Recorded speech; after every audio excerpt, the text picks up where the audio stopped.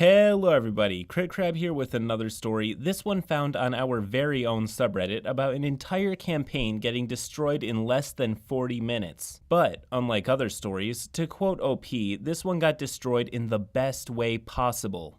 Roll post.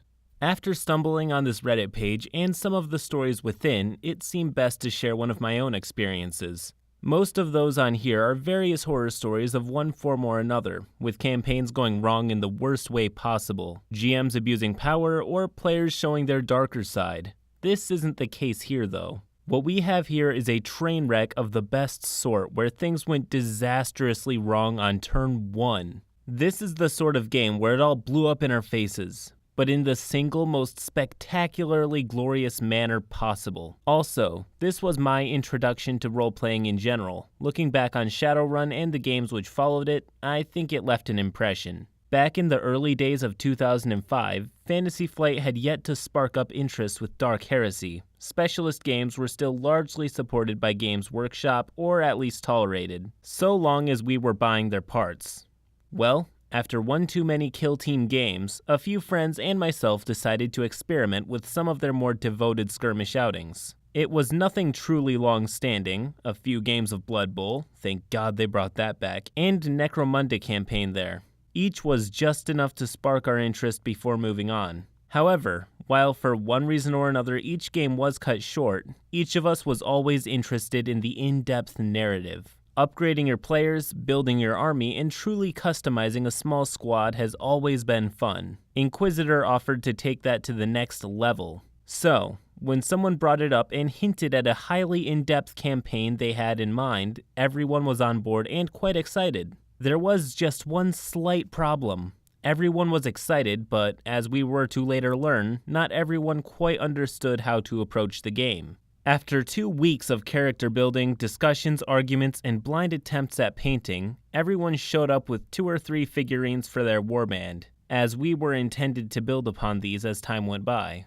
This was mostly intended to be a decent start to experiment with the rules and an opportunity to make any early alterations. In addition, to help build up the atmosphere and introduce the drama aspect, we were to begin undercover. The local imperial governor had suspected of trading Xenos technology, which had led several inquisitors to take great interest in his affairs. While he was hosting a ball for those of noble blood, several such agents of the Emperor's hallowed KGB took the opportunity to sneak inside. These consisted of Inquisitor Varric Taladrin of the Ordo Herectus, a talented witch hunter and expert investigator. Inquisitor Elena Hoth, also of the Ordo Herectus, a noble-born powerful psyker and skilled swordsman. Inquisitor Davian Leyrod of the Ordo Xenos, an expert infiltrator and professional gunman. And Inquisitor Tyriel of the Ordo Malleus, a figure with close ties to the mechanics and a near-totally cybernetic body. As the game opened up, each of us was given the opportunity to outline just how we had gotten into this place and our general approach. Everyone had a different mentality after all, and it was a chance to set up just how we were going to play these characters.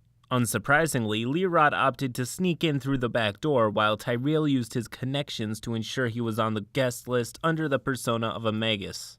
Hoth, meanwhile, opted to go for the full undercover treatment after taking the place of a lesser noble of questionable repute, while Taldaran passed himself off as a rogue trader and just waltzed inside.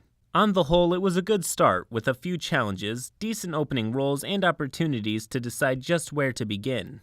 Depending on when and how we showed up, our characters were given different placements and opportunities. So Hoth and Taldaran could get info by mingling with the other folks. Tyrell used the security systems to his advantage, and Leyrod was given full access to the back rooms, thanks to using the air vent trick. That last one proved to be a big mistake. You see, we were all new to this. Without a local D&D fanatic to learn from, the closest thing we had to a reference on how to act was a few Black Library novels and Necromunda. To most of us, this meant an infiltration mission was an infiltration mission. To Leyrod's player, it was a chance to get the first shot in. We had all entered with the Mission Impossible theme in our minds. He had X gon' give it to ya echoing about his skull.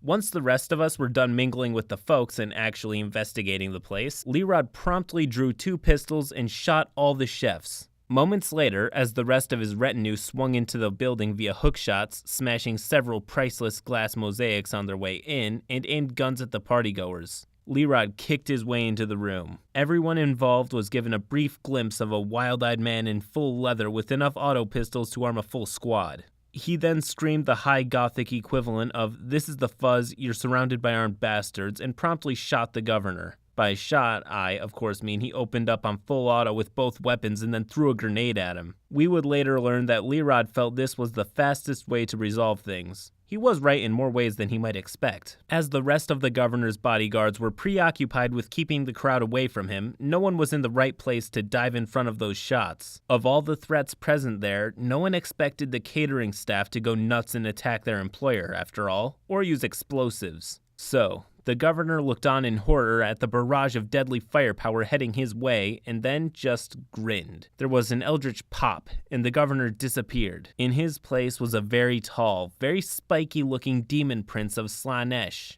We would later learn that its presence here was supposed to be a big twist in the planned story, one of several which were rapidly ruined as the turns drew on. As the giant thing which should not be soaked up by the bullets and began striding towards the alarmed Lerod, the world went to hell. Most of the servants promptly began screaming praises to the ruinous powers as the bodyguards disrobed themselves, unveiling disturbing tattoos and a variety of bone blade mutations. Yes, including the one you are thinking of. Those whose minds are in the gutter.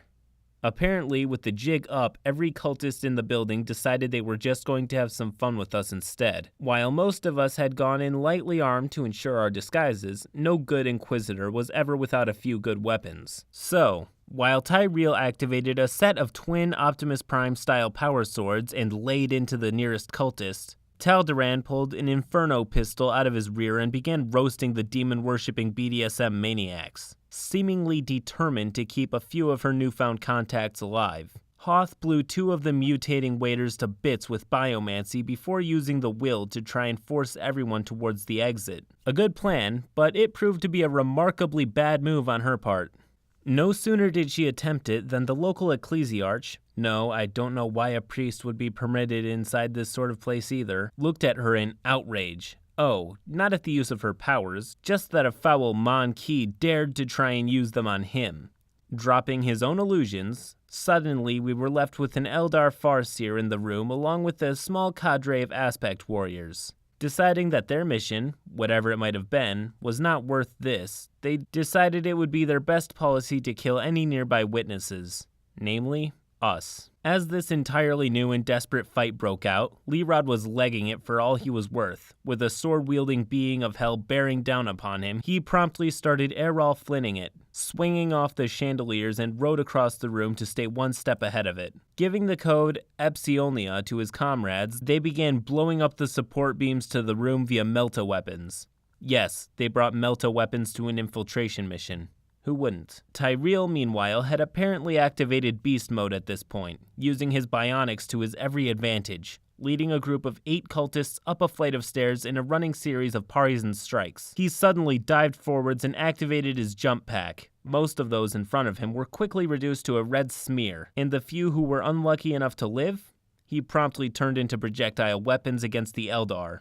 Said Eldar were rapidly being swamped by Chaos followers and a rather angry Hoth. With the Farseer having fired off several mind bullets at her, the Inquisitor was firing back with everything she had. Unfortunately, for all her fury, Hoth was losing badly, and being badly smacked around by the much more powerful mind. Unfortunately for the Farseer, Hoth wasn't above cheating to win, using her telekinesis in several very successful rolls. She promptly collapsed the floor beneath the Farseer, sending him tumbling down into the room below us. Several cultists promptly piled in after him, and 6 frag grenades later, Hoth had dispatched about half of our opponents. During this, Taldaran was having one hell of a time. Despite being the least inclined towards combat, his player had opted to buff out his hand-to-hand capabilities. So, while most of us were fighting with psychic lightning and robot swords, he was turning this into the church sing from Kingsman if it were directed by John Woo. Machine gun punching one cultist until his spine was almost blown free of his body. He somersaulted over another's head, snapping his neck along the way, before bisecting another with a stolen power sword.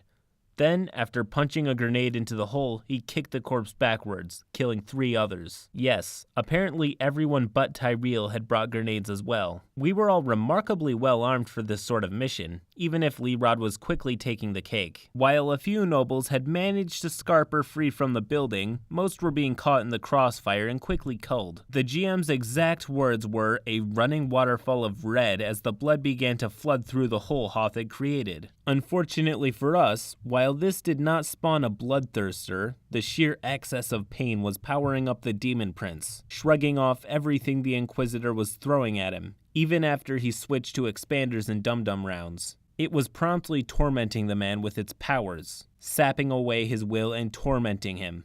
It was gleefully stripping away his sanity, toying with him before it went in for the killing blow. In fact, the reason most of us were likely alive was due to its fixation on him. This was working for the most part, right up to the point where most of the roof collapsed in atop of the Demon Prince, smashing it to the floor. Rising quickly, it stumbled about, only to come face to face with a henchman wielding an autocannon. Yes, he brought a fucking autocannon to a social mission. And guess what? It worked out for the best. As the Demon Prince turned towards the others, it was hit full in the face with several melt-a-weapon blasts and autocannon rounds, chipping away at his massive HP stat. The henchman loosed enough firepower to level the entire building, but succeeded in only making him stagger backwards towards a window. At this point, I should probably mention that we were at the top of an Imperial spire, right across from a second adjacent spire. Seeing his opportunity, Tyrell sprinted forwards, activated his jump pack, and promptly slammed into the Demon Prince with all of his might. So, the group was briefly granted the glorious sight of a goth punk Robocop unleashing a jet-propelled flying clothesline onto Diablo Light, smashing them through a priceless window. Tussling through the air, the two traded blows for several moments. The demon almost killed Tyrell with one good hit before he kicked clear of the monstrosity. With another blaze of fire from his back, he smashed through the window of the opposing spire, leaving the Demon Prince to plummet to its demise. At this point, the original ballroom was quickly being evacuated for obvious reasons. Between demonic infestation, a large 3-way battle, and blowing up its supports, the entire thing was ready to collapse in on itself.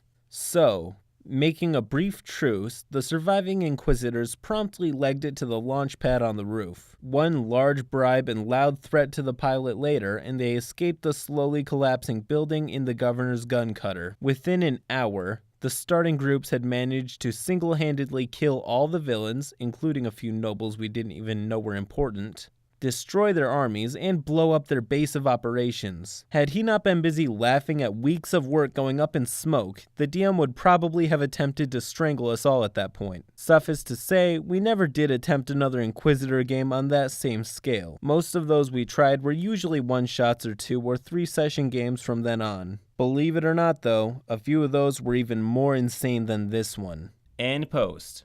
Well, aside from being an absolute joy to read, I'm glad that the DM didn't resort to the railroad or flipping the table, but instead seemed to realize that this was also a valid course of action, albeit a highly accelerated course of action. Anyways, if you enjoyed this video, please do leave a like and subscribe to the channel for more stories just like this one. Till next time.